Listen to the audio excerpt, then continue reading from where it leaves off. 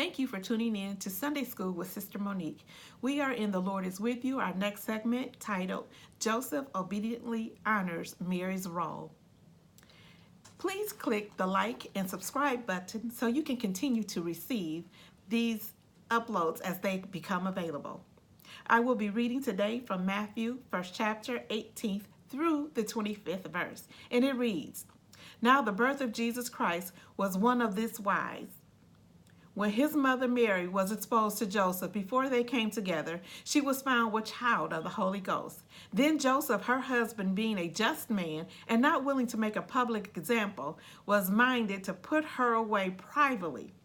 But while he thought on these things, behold, the angel of the Lord appeared unto him in a dream, saying, Joseph, thou son of David, fear not to take unto this Mary thy wife, for that which she is conceiving in her belly is of the Holy Ghost. And she shall bring forth a son, and thou shalt call his name Jesus, for he shall save his people from their sins. Now all of this was done that it might be fulfilled, which was spoken of the Lord by the prophet, saying, Behold, a virgin shall be with a child, and shall bring forth a son, and they shall call his name Emmanuel, meaning which being interpreted as God is with us.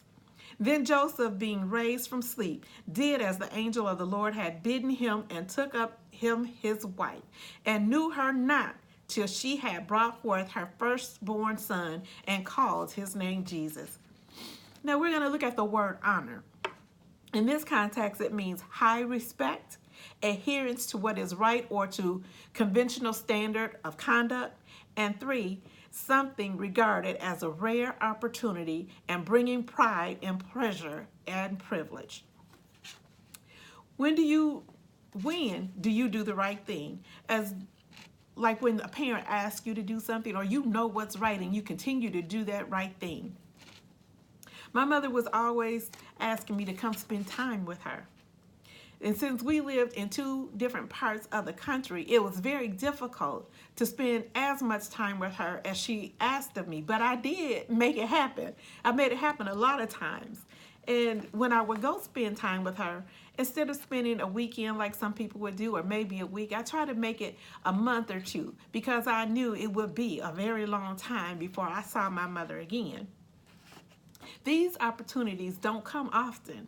I no longer have that chance to be with my mother because she's passed away, she's gone on. And many times I wish she was still here, but I'm glad I had those opportunities to spend time with her because I have those wonderful memories. Now, how did Joseph honor Mary's role? Joseph, being a man, was trying to figure out how he was going to get rid of this woman that was pregnant. In his mind, he wasn't going to marry no woman that was already pregnant with somebody else's child, and she was supposed to be a virgin. Come on now, y'all know y'all would have been trying to get rid of her too. But God had to do an intervention, as we see, so that his plan can continue to go forward. Joseph did the right thing, as we read in verse 19 and in verse 20, that the angel came into him and put him in a dream state. So now Joseph is relaxed. He can't argue back. He could just listen. Dream state. He was not gone. He wasn't dead, but he was in a position of hearing. You know, when you still sleep, you can hear things that's going on around you if you're not in a deep sleep. The word didn't say he was in a deep sleep. They said put him in a sleep state so he could hear. And the word entered his mind so he could hear. Told Joseph to continue on with his engagement. Even though people around him was disapproving, and some of them knew that she was pregnant, everybody didn't know. They said, no, you go on and you marry this woman. She good. Go ahead, marry her. He held firm in his belief that she had never been touched because the angel told him she had never been touched. So he believed that once he heard it. And he knew that he needed to protect her and her family line and her name from whatever scandal was getting ready to get started. Joseph had to marry her and take care of her so nothing bad would become of Mary, because remember back in those days, they were getting ready to stone her to death. So he had to do an intervention to keep her from being stoned to death. He understood that he had been chosen to take part in the prophecy that was being fulfilled. He never touched Mary until after she had delivered Christ. How many men would still hang around after finding out that their fiancée was currently pregnant and that child wasn't his? There are a few of those men around. There are even fewer of them that will stay and help bring up a child that's not his. And it's even fewer that weren't going to keep arguing with her, bringing it up in public, trying to embarrass her. But there's some that are out there. And here we see an example of Joseph standing by Mary, that he stood by her no matter what. He took her in and continued to love her and not cause her any harm. We don't know what else was going through his mind, but how can you not imagine what was going through his mind?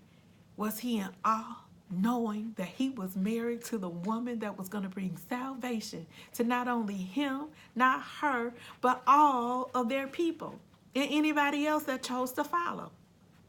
That's got to be some kind of man. What kind of honor must that have been that he could stand in and say, yes, I'm going to do this? To shut down any small talk or anybody that's trying to kill her, stone her. He said, no, not this one. She mine. I got this. Back off. This is my woman right here.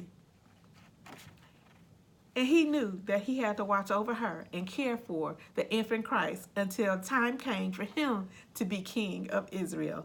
And this was above and beyond any call of any man marrying any pregnant woman. Thank you for tuning in, and I'll see you in our next segment.